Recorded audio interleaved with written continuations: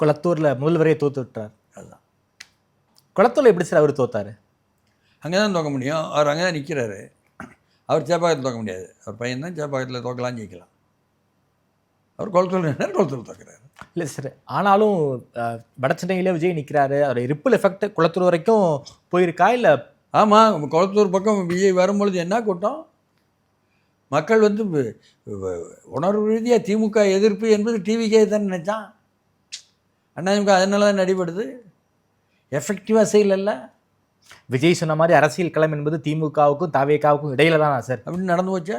AIADMK sir, AIADMK வந்து பாஜகவுடன் சேராமல் இருந்திருந்தால் அப்பொழுதே முரண்பட்டு கொண்டு நெளிஞ்சிக்கிட்டு உள்ள உட்கார்ந்திருந்த விசிகா, நெளிஞ்சிக்கிட்டு உள்ள உட்கார்ந்திருந்த சிபிஐ எல்லோரும் அதிமுகவோட வந்திருப்பாங்களா இல்லையா? 47 இடம் ஜெயிச்சிருக்காங்க சார். முஸ்லீம் கட்சிகள் வந்திருக்குமா இல்லையா?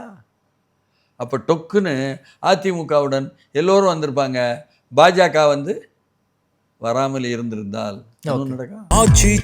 எந்த சமையலும் ருசி தேடும் ரகசியம் 20 ரூபாய்